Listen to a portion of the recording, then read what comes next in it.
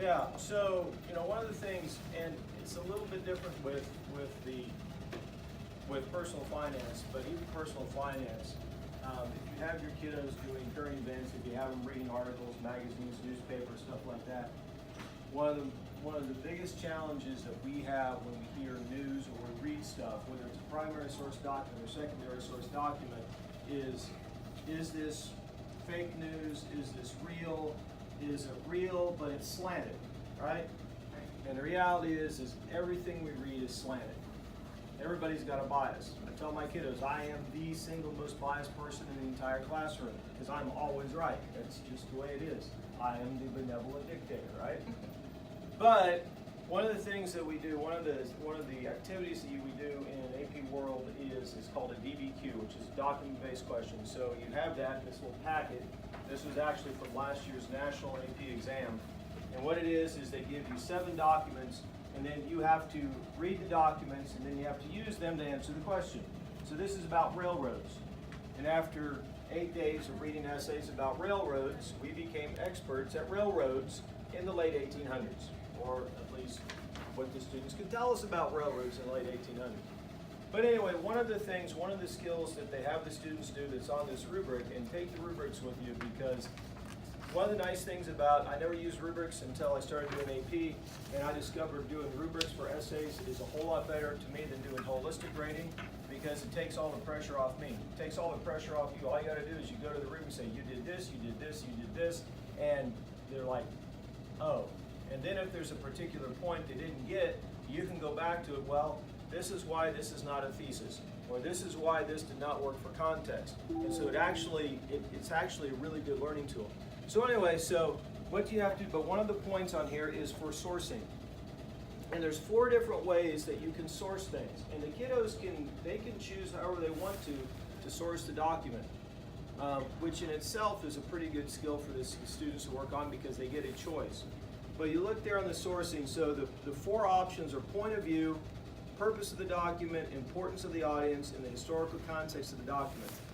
This all has to be done back to the prompt or back to the essay question. And the essay question is, how do railroads impact empire building in Afro-Eurasia between 1860 and 1918? Right?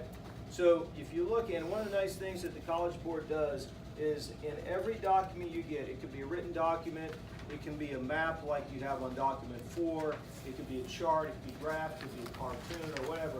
They give you a attribution line.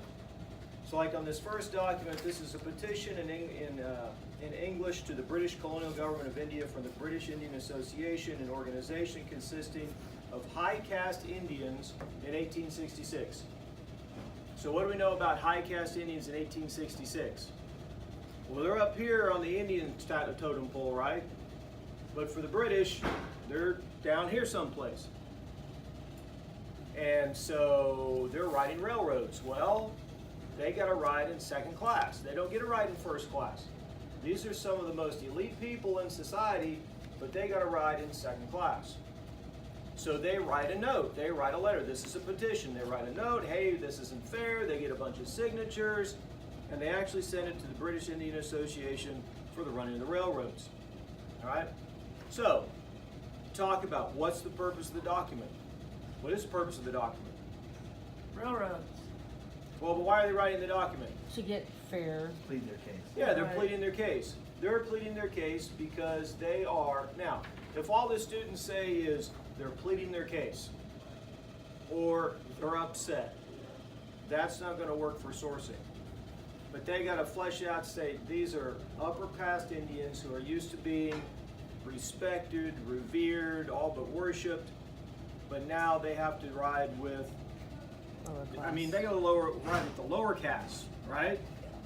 I mean, it's kind of like the Plessy versus Ferguson case in the United States, where you've got this guy who is he lives most of his life as a white citizen in New Orleans, but he goes and buys a ticket, and because he's 1/8 African American, he gets sent back to the baggage car. It's like, whoa, we got a problem here. I bought a 1st class ticket, right? So the purpose of this document, normally the easiest way to source the document student find is to do the purpose. It's like we're doing a DBQ yesterday in AP US History, and Miss Quincy pops up, can I do purpose for all 7 documents? It's whatever, as long as you can do it right. All right? So the purpose. The second way they do it is the point of view. What's the point of view of the author? And it's not, these are high caste Indians. Why do them being high caste Indians cause them to write this petition and cause them to complain? Well, we've already kind of talked about it in the purpose, right? They want fair treatment. They're here in society. They would like to be treated and respected by the British just like they're treated and respected by the lower caste Indians. One of the things that, to me, I find with sourcing is lots of times you can do multiple, you only have to source the document one way to get credit for it, but in the process of doing purpose, you very easily can do the point of view of the author. I mean, does that make sense? So lots of times you can actually do more than one. The problem with sourcing, and I've read the DBQ at the read, 8, 9 times out of 11 years that I've gone to the read. Normally what happens, and the reason why most students don't get the sourcing point, is either A, they don't get around to it, because you got 45 minutes to write this essay, and you got to deal with all 7 documents, and you got to group them, and then you got to come up with outside evidence, and you got to figure out a thesis. There's lots of times they just forget about it. Or oftentimes what they'll do is they'll just resort to the attribution line, right? These are just high caste Indians. Well, we're looking for them to demonstrate that they have a little bit more understanding than that. Just like, in the past, like they'll throw out, there was a essay years ago about labor systems. And if the kids used the term slavery, that didn't count. They had to explain what kind of slavery, because not all slavery is the same. If they use the word mercantilism, they can't just say mercantilism, they got to actually explain what is mercantilism. Because anybody can drop a word that they've heard and somehow get it in the right peg or right slot.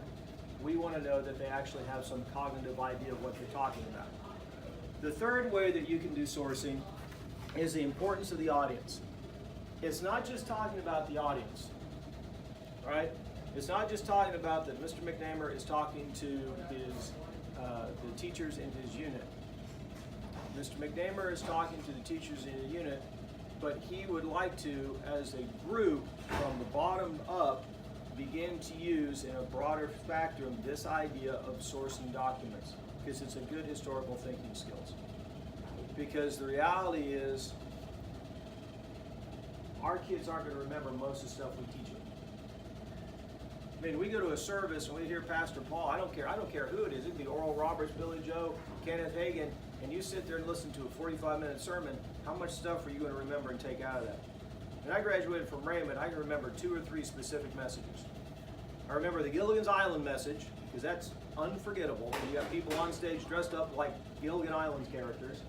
I remember the first message, the first lesson from Blood Covenant, and I remember the first one, the message when Billy Joe Watts got up and shared, I'm pregnant, it's God's fault. I mean, how do you forget that one? That's, you don't forget that one. So they're not going to remember most of the content, most of the facts, but if we can teach them some skills. And to me, learning how to, quote, source documents, you're not going to call it sourcing, but learning how to source documents. Is this a document, is this something I can actually listen to and pay attention to? Or is this something I need to chuck? Because of the author, because of the author's purpose, because of the context, right? I mean, if we do that, most fake news goes out the window. If we do that, most of the stuff, most of the erroneous teaching that we hear in the body of Christ dealing with the Word of God would get tossed out the window. We don't have to have somebody come do it. We can do it for us because they're saying, wait a minute, that doesn't fit the context. That doesn't fit the purpose, right? So anyway, so the importance of the audience. I'm talking to you guys. So it's not just I'm talking to my history unit or social studies unit. I'm talking to you because we would like to develop these ideas or these skills, thinking skills, in our students, in our classes, right? So like this, so if this document 1, they're not just sending this petition to anybody. They're not sending this petition to the Indian National Congress. They're sending this petition to the British. Well, why are they sending it to the British Commission? Because the British Commission is in charge. They built the railroad, they're in charge of the railroad, right? Part of the challenge also when you start having students start doing this, and this is a process, I have kiddos that I've had for 3 years still have a challenge with sourcing because they want to say it in 1 or 2 words. And the reality is you usually can't do it in 1 or 2 words. You're usually going to have to take at least a complete sentence to explain it. I know that you guys don't have any problem with that, right? The fourth way is the historical context of the document. So, one of the confusing points here is if you look at the rubric, the second point on the document, or the second point on the rubric, is teaching or talking about the overall context of the essay, right? So the overall context of this essay is that all the European powers are developing empires, colonial empires. Railroads are a huge symbol of power, especially for the British and for the United States. The other part of this, though, is by the late 1800s, the Indians have developed a greater sense of nationalism. They developed the Indian National Congress, and they feel more empowered to actually stand up and say, hey, we have a problem, we need to fix this, right? So that's the overall context of the whole essay, all the documents combined. Then, on the sourcing part, you can specifically talk about the context of this document. Well, we've really already talked about the context of the document and the purpose and the POV, right? These guys are ticked, they're upset, they want better writing conditions, right? And so what we ask is at the read, the rubric would ask for 3 documents to be sourced. I ask my kiddos for the rubric, they have to successfully source 4 documents. I tell them if you can source all 7, source all 7. Now, the first year I went to the read, I had gone to a summer seminar, Summer Institute in July, started teaching in August, and they had given us this working rubric, right? So we had to get a credit for the evidence point, you had to have 4 or 5 pieces of outside evidence. So whatever the working rubric was, that's what I taught. Kids had it down, went great. I get to the first day of the read, I sit down at my table. Most everybody at the table with Ani were newbies, we've never read before. We sit down and look at the rubric. That is not what I taught my children because they'd added an extra evidence tick to get credit for the evidence. So I learned something very important. I will never, on the rubrics my kids use, they will always have to do more for my rubrics during the year than what they have to do at the read. When I teach my thesis statements, never at the read have they required you to do 2 and 2, like 2 causes, 2 effects, 2 differences, 2 similarities. Well, my kiddos are always required in the thesis statements to do the rule of 2. A, 1 might not work. B, the day's got to come where the College Board is going to say, hey, we need to bump this up and we're going to make it 2 and 2. Right? And it doesn't hurt them. It's a skill. So, and besides, if you can't come up with 2 similarities and 2 differences, anyway. So in the sourcing, it's like just source the documents. Okay? Any questions so far? You give this to the students, correct? Absolutely. What happens is first day of school, first day they come in here, they get lots of stuff. First day of school, they get my rubric, they get the rubrics. There's a rubric for the DBQs, and we have a rubric for the LEQs, the long essay or the free response questions. I actually give them a sheet. It's got all the test dates for the year. And so I try to give them all that information day 1. They hang on to a rubric. They all get to hang on to a sample copy of the rubric. And then every time we write a full-blown essay, they get another rubric. They write their essay. They staple the rubric. When they get done, they staple the rubric on the front of the essay. I get it. I grade the rubric. I give it back to them. One of the things that I don't do very often, simply because of time's sake, is like Phil and I have talked. Especially world history, you're trying to get through between 6,000 and 10,000 years of world history in this amount of time, and we never lose days, of course. So, but if I have a student come to me and say, Mr. McNamer, can I do a rewrite? I would allow them to do a rewrite. And occasionally on a rare basis, but occasionally, if I have the entire class, now if they get 0s and 1s, The first time out writing a live essay, I don't get real concerned because it's like your first practice or your first scrimmage. You're expecting them not to be perfect. Now, if we're getting 0s and 1s in April, I get a little nervous. For my sophomore kiddos, especially in AP US, one of the mantras I teach them early, and then I tell them, go teach your parents this, because these are only worth, a DBQ is only worth 7 points. It's a major grade in the grade book, it's worth 7 points. Your annotated timelines were 20. Your scars that you do are worth 20. The graphic organizer we just did over the Civil War, it was worth 100. This is worth 7. LEQ is worth 6. Short answer questions worth 5. It's just 6 or 7 points. So a 1 or a 2 is not an F. A 1 or a 2 is a 1 or a 2. That's it. And the reason why that's important, especially for our AP students, I'm taking a behavior management class, and the emphasis, and we understand because we've not done a very good job of dealing with our students that have special needs. But the reality is our high-end kids have, because I've lived in that universe my entire life, our high-end kids have some learning challenges and learning disabilities that our lower-end kids also have. Because one of the things we talked about in behavior management is, well, these kids, they disrupt class because they don't want to be called on. They disrupt class because they don't want to have to do the assignment because they're fear of failure. Well, guess what? Our upper-end kids, they have the same exact fear of failure. It looks different, but what it does, it debilitates them and they won't take a chance. And so like I had one student come to me a couple years ago, every time he'd write a paragraph. Is this okay? Does this meet the rubric point? Yeah, every time. 5 minutes later, does this meet the rubric point? Finally I said after the 3rd trip, please go sit down, trust yourself, what you get is what you get. Yes. Yeah. Yep. We have to teach, and I will never forget Darla Jackson, the toughest teacher I ever had, sophomore English.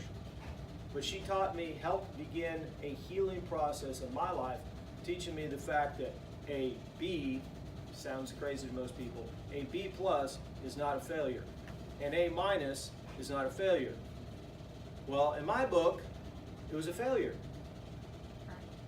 And we have a lot of these kids that sit here 4th hour in my AP US history class, and you understand, the bunch, and because you've had them, if they're not getting A pluses, if they're not getting 7s out of 7s and 6s out of 6s, we are in a catastrophe mode.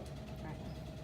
And so one of the most important things that this kind of activity does is it helps us teach them some stuff. And one of those things is that it's not a failure. You're okay. You're going to be okay, right? So that's one of the neat things. And so like I said, DBQs, the other thing is really, really quick, is what time is it? 7:50. Last couple things and then I'll let you guys go. Get out of here. One of the other things you can do is we do a thing, it's a short answer question. Lots of times what the short answer question is you take two of these documents, and then provide opposite perspectives on railroads. One's for railroads, one's against railroads. So what you do is you have the kids read the 2 documents, and then you have them just in short answer. How do these documents agree? How do these documents disagree? Can you find another piece of historical evidence in what we've studied that would agree with one of the 2 documents? So that's another way that you can use these DBQs. You can also use these as bell ringers, and I use these a lot as bell ringers. I'll say, okay, here's the deal. Read your bell ringer today, and that's what my AP US kids, they're doing all 2nd semester, is they'll come in and I've got a DBQ book. Here's your bell ringer. For this week, all your sourcing skills you're working on is POV for all these documents. Next week is going to be historical context. Next week is going to be purpose. So there's a lot of different ways that you can use these other than just writing a full-blown DBQ. All right? Any questions? We're good, Al. Thank you. Hey, I thank you for coming.